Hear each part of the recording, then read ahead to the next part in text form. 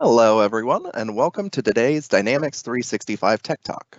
Today's topic is deployment options and data residency for finance and operations apps. My name is Tim, and I will be your moderator today. We are broadcasting this session through Teams live events, and the audio can be heard through your device speakers. This session is being recorded on behalf of the Microsoft Corporation. When you join this event, your name, email address, and/or phone number may be viewable by other session participants in the attendee list. By joining, you're agreeing to this experience. The recording will be available on the Tech Talks Community Dynamics page within 5 business days. If you have questions for our presenters or need any support, please use the Q&A panel located on the right side of your screen. Our presenters will be responding to your questions during the session and in a live Q&A if there's remaining time at the end of the presentation. Thank you for your patience during these announcements. Presenting for us today from Microsoft, we have Tommy Skewa, Fast Track Senior R&D Solution Architect. Tommy, over to you. Thank you, Tim. Hi, everyone. Good morning, good day, good afternoon, depending on where you're watching this Tech Talk. My name is Tommy Skewa. I'm a Senior Solution Architect here at Fast Track for Dynamics 365. Along with me, I have my colleagues and co-presenters, David Vliegen and Olga Petrova, who will be monitoring the questions and answers while I'm presenting. Now, feel free to post your questions and we will try to address them as best as we can. We might have a time available for a Q&A session at the end of this presentation. This Tech Talk is titled Deployment Options and Data Residency for Finance and Operations Apps. And in this presentation, we plan to share with you the high level of what deployment options are and where you can go to find more information as we continuously make new geographies and Azure regions available in the future. Here are the objectives of this Tech Talk so that you know what to expect. We first want to briefly explain some things about the Azure infrastructure, not too deep and too technical, but enough to help you understand what the basic components are. Building on top of this, we will share some key information of you might want to further investigate when you decide what geography that you want to deploy in. We also want to show you where finance and operations apps can be deployed at the time of this presentation and what cloud options are available and how you can access these. We also want to briefly touch upon some limitations and considerations, but not without showing you where you can go to find the latest updated information. We also want to spend a few minutes at the end of the sharing what you need to consider if you believe you have to move from one geography to another. If you're looking for detailed steps on how to deploy environments, then you're not going to find them in this Tech Talk. Although I think most of you will be able to figure that out on your own after this presentation.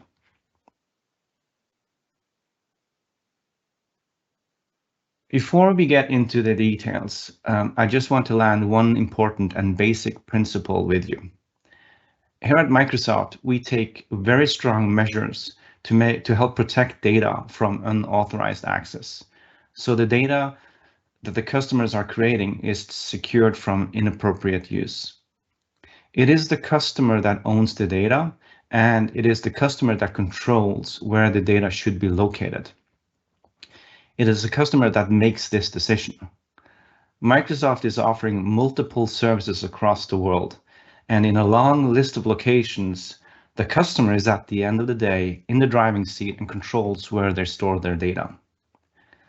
So with this in hand, let's take a quick look at how we offer these locations around the world. First, I will show you a small demo of a neat way of browsing the global infrastructure that Microsoft has built to sustain all our cloud offerings.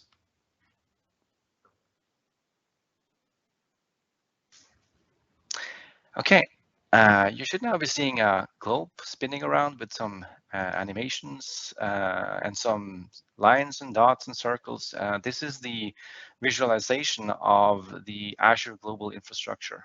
You can find it on infrastructuremap.microsoft.com.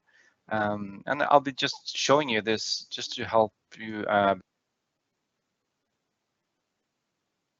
better understand some of the terminologies and the words that I will be using in this presentation. So the first thing I'll do, I'll head over here to the legend. I'm just going to turn off everything. And I'll start off by showing the different geographies.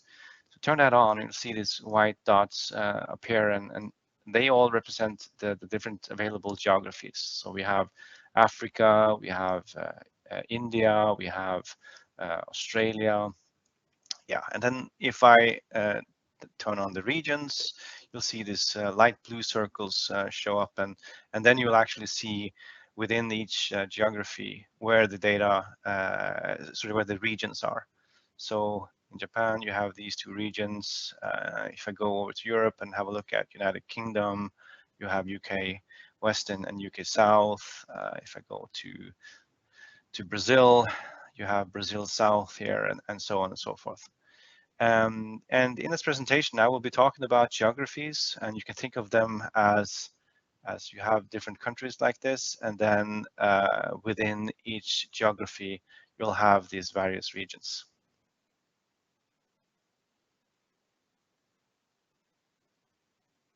Great. So now that you've seen that we have all this infrastructure all around the world, let us go one level deeper, hopefully without this becoming too technical.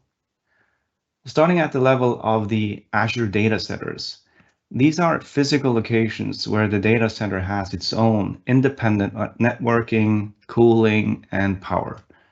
And these are large buildings containing all of the hardware and infrastructure needed to have a reliable, high-quality data center. We organize these data centers in what we call availability zones. So there can be several data centers close together within the same availability zone.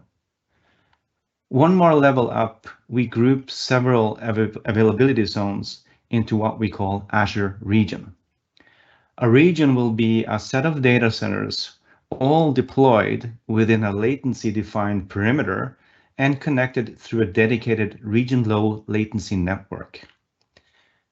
If you remember the light blue circles in that Azure Global Infrastructure, those are Azure regions.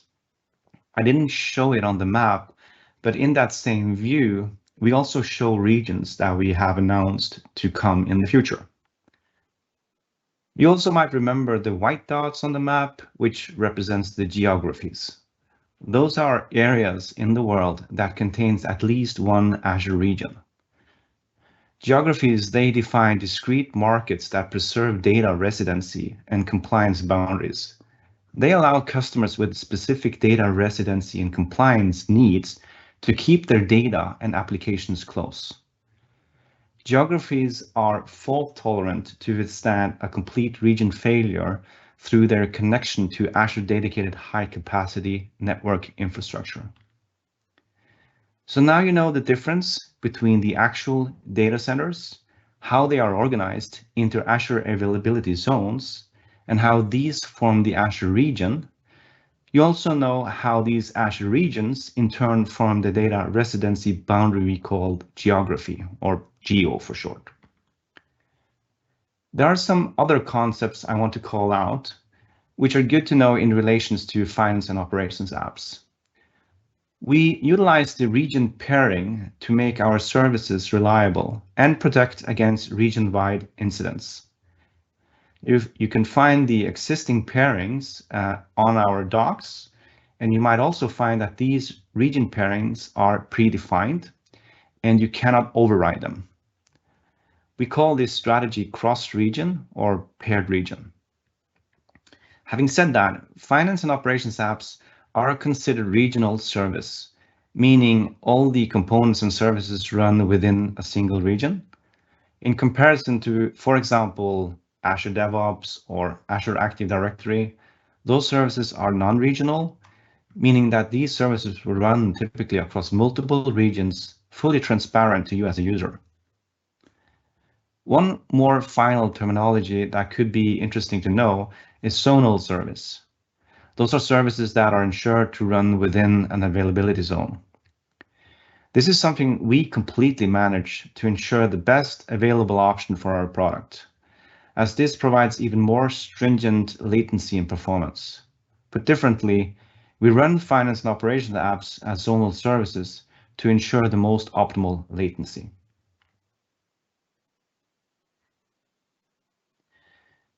So with some terminology in place, next I wanted to share some good locations for you to discover more information when you need it.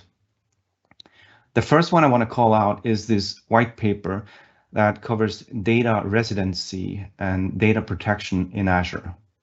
This is not a Dynamics 365 specific white paper, but covers Azure in general. It is not that uncommon for Dynamics 365 implementations to include several different Azure cloud services, so taking a holistic view on this is strongly recommended. The white paper has information on how customers can control data residency and how Microsoft protects customers from unauthorized access, and how Microsoft challenges government requests and other third-party orders. It also talks about how Microsoft approach compliancy with privacy regulations and standards for protecting the privacy of customer data.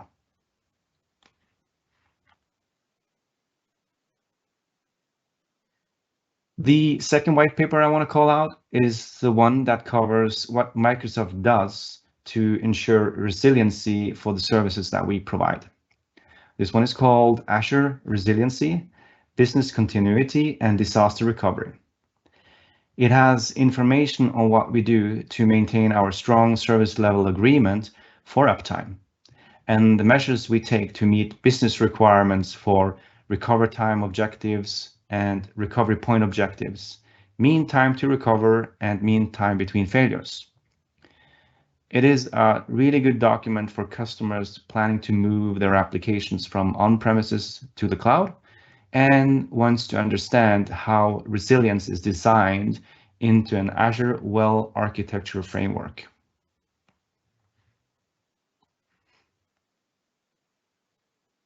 Now, I have already mentioned in the Azure terminology section that Microsoft has some services that will be regional and some services that are non-regional services. This means we may copy the data used between regions inside the selected geography. One example is the geography of Europe, where data is copied between West Europe data center in Netherlands to North Europe data center in Ireland. I call that out specifically so you know about it and you can analyze on the data residency in Azure page how these services are using and storing their data. The page lets you select the various geographies so that you can understand their data residency boundaries, and it also shows you a list of the regional services and the non-regional services.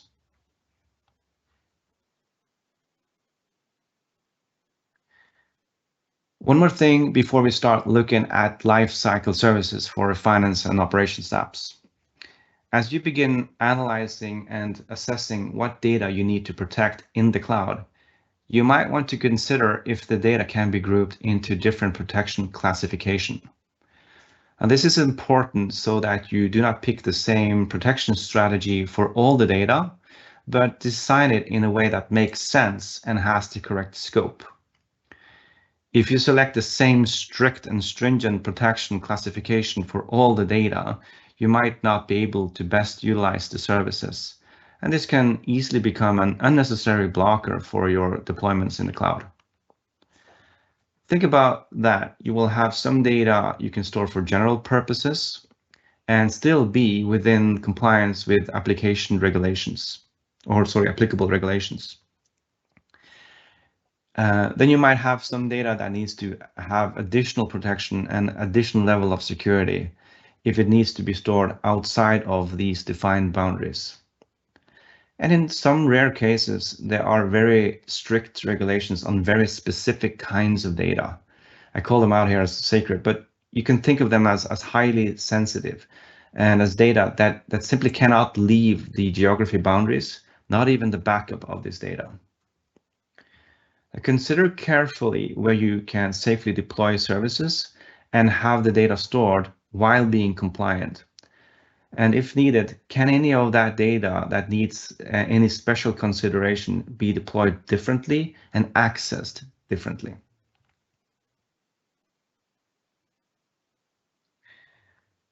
Okay, let's shift gear and have a look at Dynamics 365 Finance and Operations apps, which is the main reason you're watching this presentation, I assume. Before you can even deploy any finance and operations apps today, you will have to use Lifecycle services, or LCS for short. I will not go into the details of what LCS is and what can be done in LCS, but I want to spend some time on some of the key elements in LCS that you should keep in mind. There is more to LCS beyond these 4 elements listed here, but these 4 play a key role, and I will explain what I mean by that. First is the concept of projects. For production environments and pre-production sandbox environments, you need what is called an implementation project. It holds the production environment and the one standard acceptance test environment that comes with the product license. The first time a customer opens LCS and they have valid licensing, an implementation project gets created automatically through some very simple initial steps, so that you don't have to think about that. However, it is good to know that there is an implementation project concept out there. This means that if the customer needs multiple production environments, they will need multiple implementation projects, one for each production environment. And that is assuming that they will need to run all of them on the same customer Azure AD tenant. Now, LCS currently lets customer have multiple implementation projects, but we expect the customer to be responsible for the governance and the management of these projects. You also need to add users to the projects, and these are normally users from the customer's own Azure AD, but also typically others from the extended implementation team, like, for example, the partner resources, helping the customer with the implementation. The users are invited to the projects, and you can have different users in the different projects. Again, the customer is responsible for governing and managing what users are invited to the projects and what kind of access they have. I have already mentioned each implementation project comes with one production environment and one standard acceptance test environment. But you can also procure additional sandbox environments to sustain your implementation activities. If you have additional sandboxes, these will show up as available environment slots in the implementation project. And here I will call out the projects in plural because all the slots will show on all the projects. LCS currently has no capability to divide the add-ons between the multiple implementation projects. So it is the customer who is responsible for governing and managing the use of these add-on licenses and not violate the licensing by deploying more environments than they have purchased. Finally, I want to mention assets. In LCS, there are several work streams where you use assets. It could be package deployments of updates or customizations. It could be deployment assets related to your commerce customizations. It could be that you're doing some database exports and/or imports. While you have project assets specific to a given project, you can also copy assets between projects by using the shared asset library. Now, taking into consideration what we have previously discussed about data residency, the files that you upload into LCS will be stored in the geography where LCS is running. Now, why am I calling this out? Well, it should become clearer as we get to the topic of multiple lifecycle services portals and endpoints.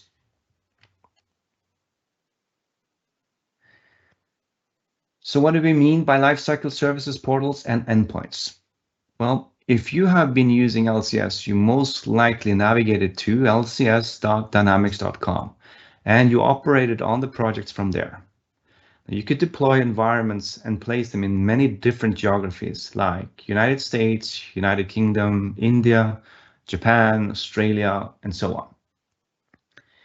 We call this the global cloud, as it is and has been traditionally where you can deploy in all the available geographies and regions where finance and operations apps are available in our global Azure infrastructure. For those of you who have implemented Dynamics 365 Finance and Operations apps and have been using LCS Dynamics.com, you are using LCS hosted in the United States. This is and has worked fine for years as we make sure it runs around the sun to support all our customers around the world. However, some years back, we deployed additional LCS endpoints, which really are separate LCS instances running in other geographies. We divide these additional options into local cloud and sovereign cloud. Now, let me try to explain what I mean by this. Local cloud are LCS endpoints where we ensure all customer data is stored at rest within a specific geography. LCS will be using the worldwide public infrastructure to run, but the customer data at rest is stored in the geo of that LCS endpoint. So what is sovereign cloud then? Sovereign cloud is optimized to use infrastructure, networking, telemetry, compute, and all the customer data, all self-contained within the boundaries of a sovereign geo, with minimal to no reliance on worldwide infrastructure. Sovereign cloud also comes with more comprehensive personnel requirements and access limitations. Now, if we start looking at the local cloud, what do we have? We have at the time of the recording available one LCS endpoint in EU, more specifically running out of West and North Europe Azure regions. What is special about this is that it has its Azure regions in 2 different countries, although both are part of the European Union. There is France, which was announced back in October 2019.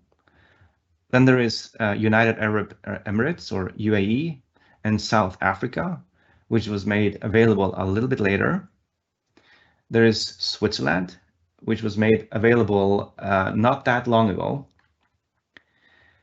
And recently, also Norway was added to the list. One of the sovereign cloud offerings, on the sovereign cloud offerings, we have 2 available. One is the US Government Community Cloud, and the second one is one run by 21 Vianet operating in China. As explained, these are especially isolated and restricted, and deploying in these has very strong security measures. These offerings are the ones current at the time of this presentation, but we have more options planned. If you want to know the latest, you should visit the docs articles where more information about these cloud options are shared.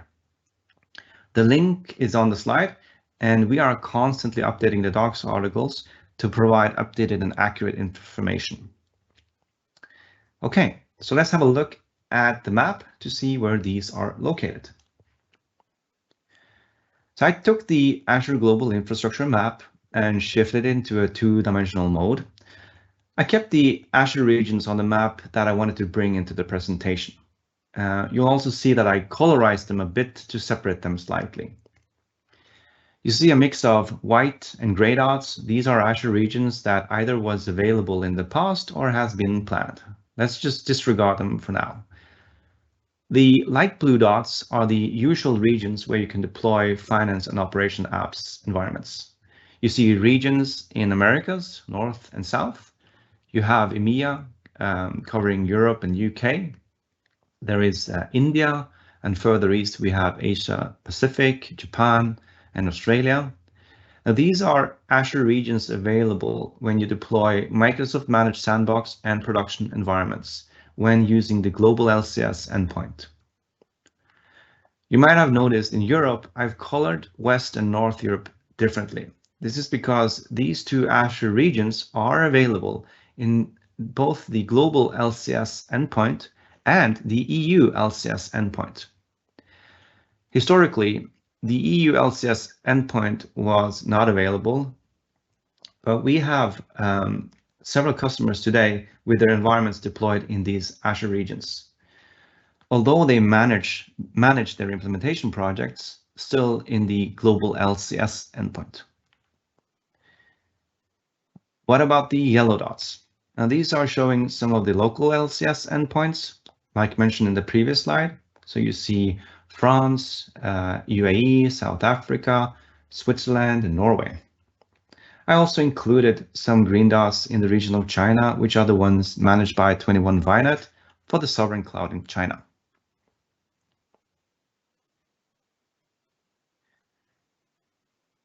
So next, let's have a look at how you can access these endpoints.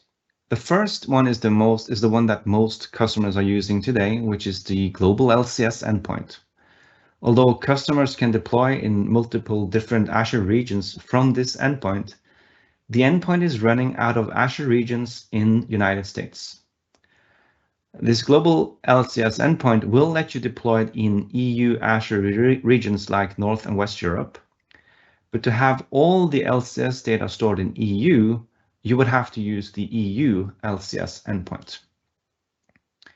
The EU LCS endpoint is hosted in Ireland and Netherlands and is thus within the geography boundaries of EU.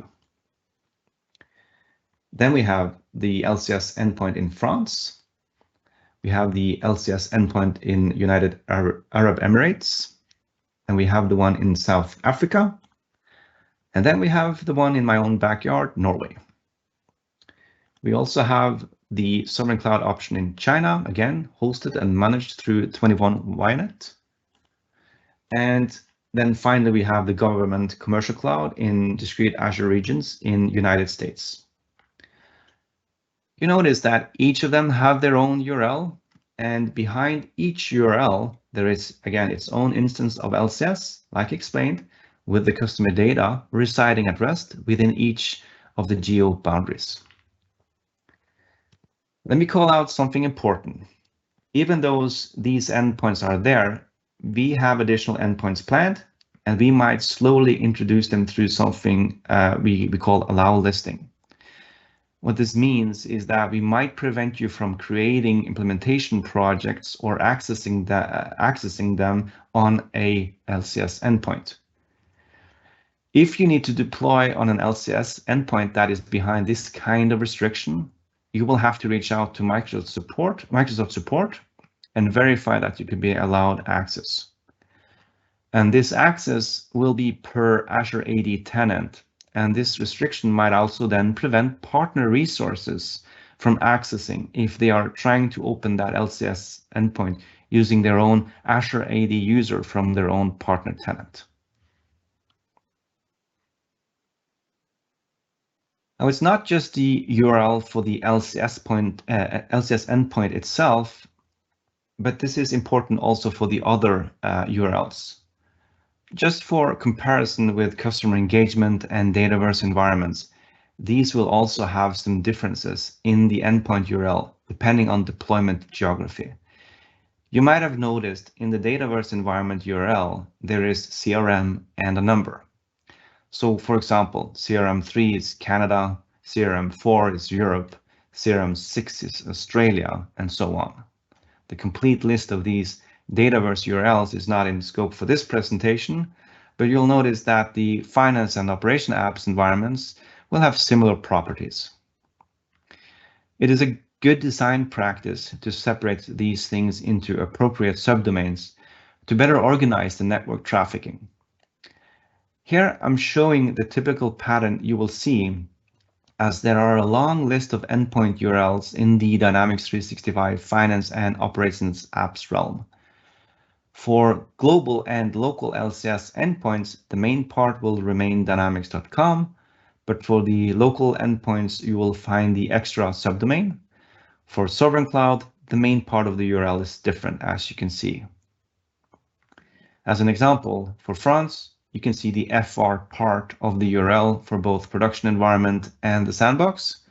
And this remains true for all other endpoint URLs like the cloud-hosted environments, the cloud POS endpoints, just as a couple of examples.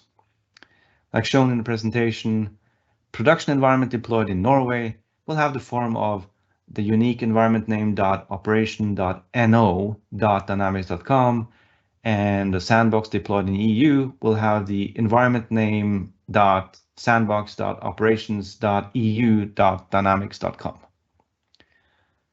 In addition, I also want to call out that if you are using the LCS API for any of your application lifecycle management pipelines or for any automated database management operations, you will have to adjust the endpoint URL in your scripts. And this will remain consistent with whatever LCS endpoint you are connecting to with your pipelines.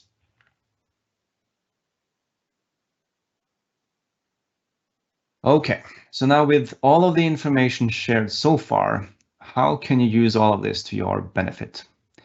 Maybe you are in the process of implementing in the cloud new, and you want to understand what geography and lifecycle services endpoints you should go for. You might already be in the cloud with an existing implementation, and you're considering if you need to relocate to a different geo, or perhaps even a different LCS endpoint. In the next segment, I will be presenting some of your options. But before we talk about movement options, we should spend some time on why you should pick one geo over the other.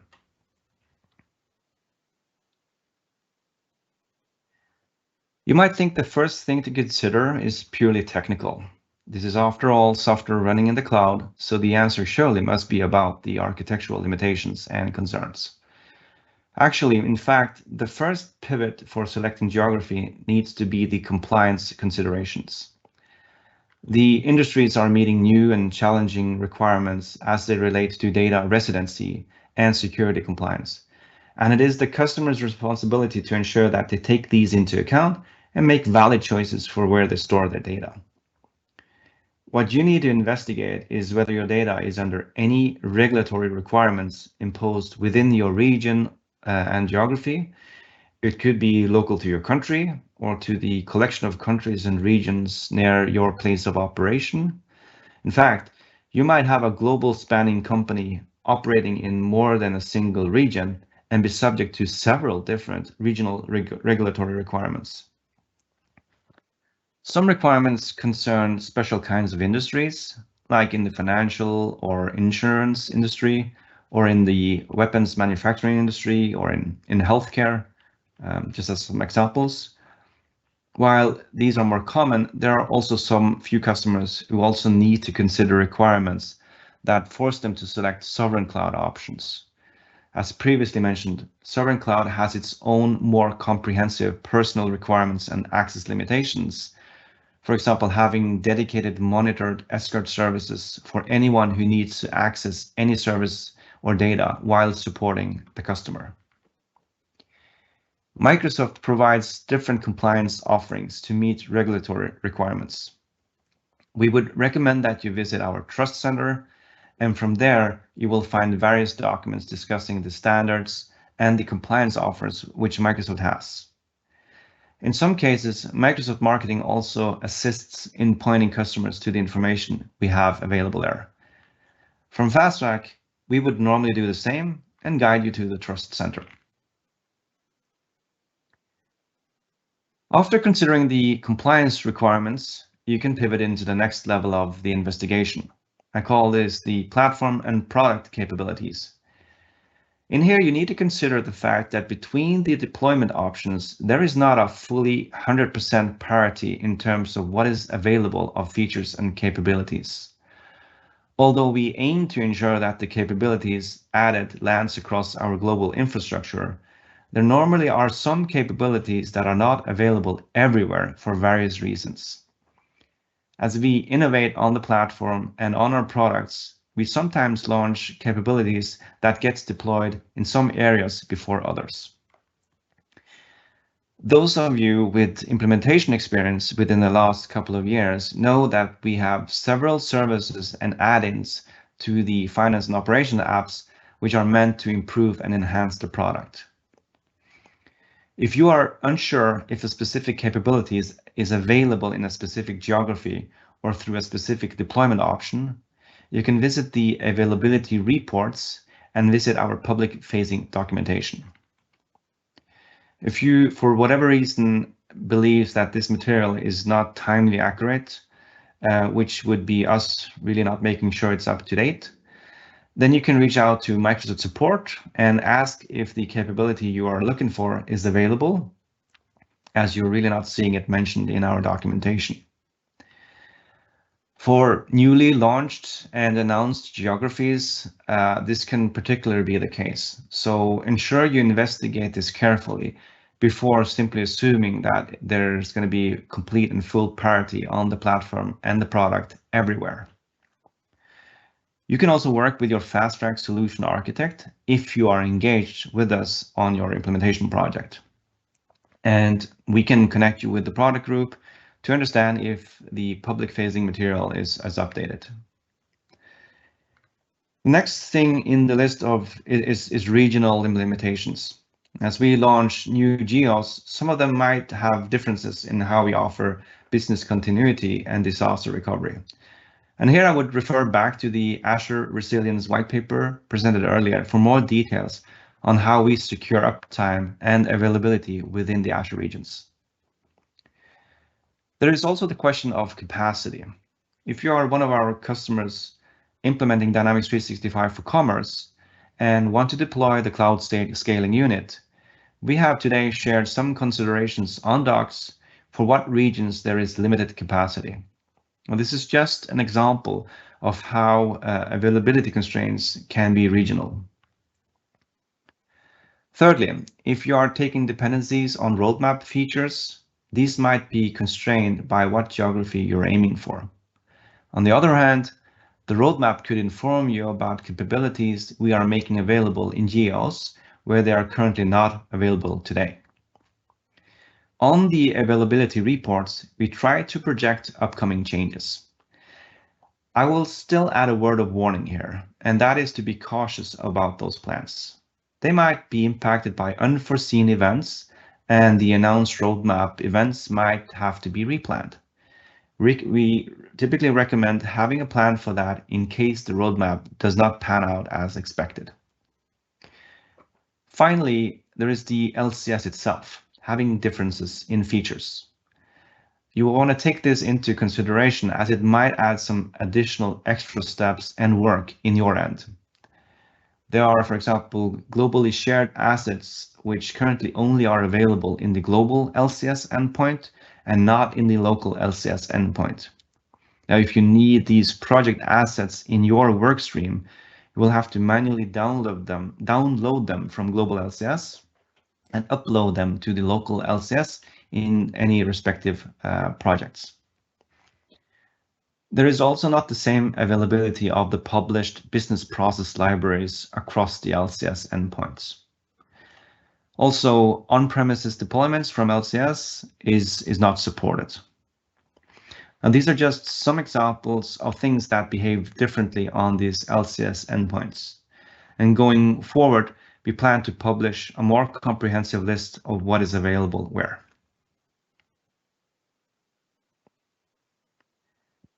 Finally, I want to add a couple of additional considerations. The first one here is the actual proximity of the target geo from your local operations and where your users will connect to the services. I've deliberately put this somewhere down on the list of things to consider. Normally, using Dynamics 365 Finance and Operations apps, you can have a latency up to a couple of 100 milliseconds and still have the UI loaded within acceptable loading time. However, there are some client experiences, for example, handheld devices or some other interfaces, which are more latency sensitive, and having a low latency has real practical consequences. Now, we would suggest that you make this decision based on initial analysis and testing. For customers who operate on a global scale, they would need to carefully consider if they can operate through a single production instance and still have satisfactory latency and end user experience. However, for customers who operate in a single geo, they have the option to pick perhaps from several geos where the distance and latency has no real practical consequences. The second here is licensing. And the only reason I bring this up is because there are some deployment options which have specific licensing requirements. These would be sovereign cloud offerings. If you need to deploy in any of these, you should verify with Microsoft Marketing what the appropriate SKUs are so that you do not invest in incorrect licensing. This is also something you need to consider if you find that you might have to move to a different geo or deployment option. And that leads me to the final point that I want to touch in this tech talk. And it is the natural question you might have at this point. What are the options to relocate and move around? Can you move around between the geos? Can you move around between the LCS endpoints? Will it work? Is it safe? And what are the options? At the time of this presentation, there are some options, but we are working on adding more capabilities here to make it easier to move. I can't make any promises as to when these future improvements will be launched and how they will work. However, I will be spending some time talking about what can be done at this point in time. Depending on your scenario, movement can be a complex process. And for any questions around improvements for movements between LCS endpoints, I will be referring to our official documentation and Microsoft support. Now, we do also have plans to run future tech talks on this specific subject. Having said that, let us briefly look at some of the options that are available. It's still possible that they might be applicable for your scenario. The first example is the simplest one, where you have a sandbox deployed in your implementation project and you deployed it in the wrong geo or the wrong region, and you find that you need to move it. For example, you deployed in a region of West Europe, but you should have deployed in any of the regions in the Australia geo. Or you deployed in the region of United States geo, but you need to deploy in a geo closer to Europe. This obviously assumes that you're in an LCS endpoint that lets you actually pick these Azure regions while deploying the environments. If you have multiple sandbox environment slots on your project, you can deploy a new environment in the correct target region, install the exact same application version and customizations as already installed in the source. Then you can do a self-service database refresh operation from source to target. One thing to notice here is that the source and the target URL cannot be the same. You cannot have two environments running at the same time with the exact same URL for obvious reasons. If you do not have multiple sandbox environment slots or really not any slots available, your options are to export the source database to the asset library, then delete the source environment completely, deploy it again in the correct target region, then apply the correct application with any customizations, and finally import the database from the asset library. Now, there are several concerns that apply here. Through these kinds of database copy operations, there is loss of data, and this might have to be recreated somehow. The details of what data that gets lost within each operation is already available on docs. And in here, not only am I talking about the data in the database, but also any cloud storage attachments. Again, storage is not included in such a move. Additionally, depending on the size of the source database, exporting to the asset library might be limited in terms of the size of the backpack file.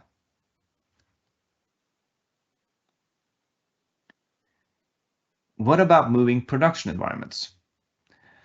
This one is a bit more difficult, especially if the production environment that is already established has existing complexity and having integrations and dependencies. Now, this requires more planning and tough decisions.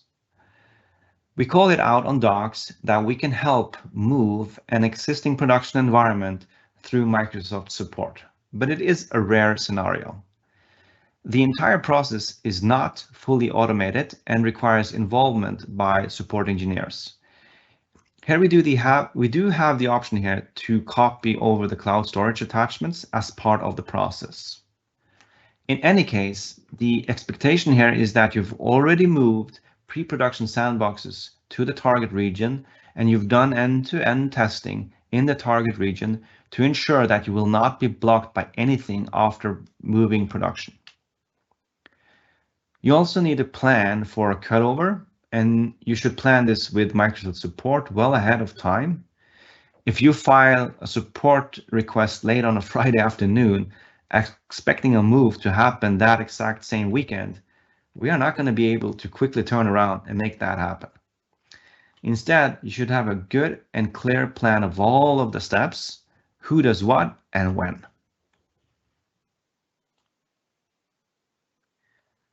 Now, if you're not live yet, there might still be time to reconsider the target geo and the deployment options, and that not having any significant impact and threat to your timeline and plans. However, if you are already live in production, this can simply be just more complicated and involved. Just to mention some important considerations.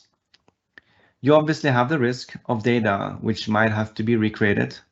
This can in some cases be environment-specific information which needs to be recreated anyway, but it can also be data related to encrypted information, connections to BYOD, Azure Data Lake, linking to Power Platform and Dataverse, connections to commerce components, and so on and so forth. You might have integrations established and have middleware endpoints configured. If you consider the fact of a possible change of the URL between source and target, this would clearly break endpoint dependencies and it will need to be reconfigured. You will have to plan out all the steps the customer or partner needs to take ahead of the move, along with any steps after the move. If this is a move that involves Microsoft support, like the move of a production environment, then that also needs to be planned and agreed with Microsoft. Admittedly, movement of a production environment is a rare thing, as customers typically deploy in a carefully selected target region. Finally, and perhaps most importantly at this point, is that right now we do not support movement between LCS endpoints.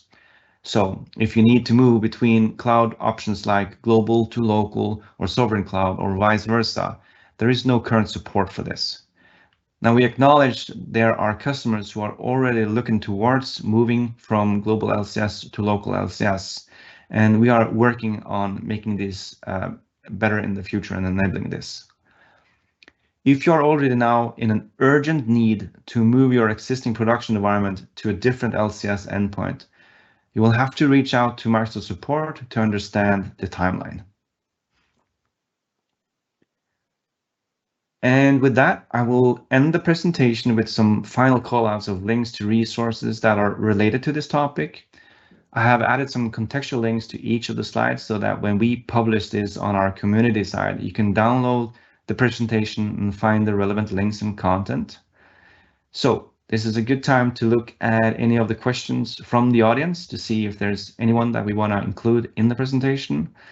Do you have anyone you want to call out specifically, Davey? Thank you, Tommy. I think in general, most questions were more answered on a one-on-one basis. I mean, some of the questions that popped up were also, I think, answered later on in the presentation. So questions about can you move projects from one LCS endpoint to another? I think that just has been discussed.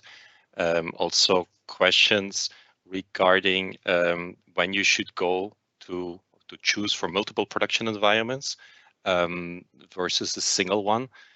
Although that was not the subject of this tech talk, I think Tommy also explained some of the reasons and considerations you have to make when you choose the main location and of your production environment, correct?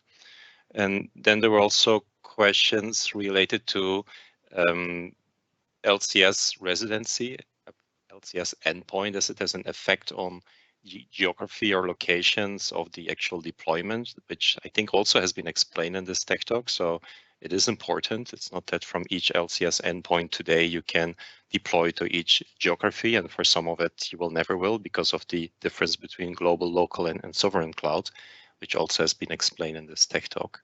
And then the last one I want to call out is that, of course, there is some feedback regarding missing administration or monitoring tools in LCS, and I think we are fully aware of that, and the product group, the PM, are fully aware of limitations today. That feedback is all well taken, but we also, as we plan to move to the Power Platform Admin Center in the future, some of them are now in the backlog to light up once we move to Power Platform Admin Center.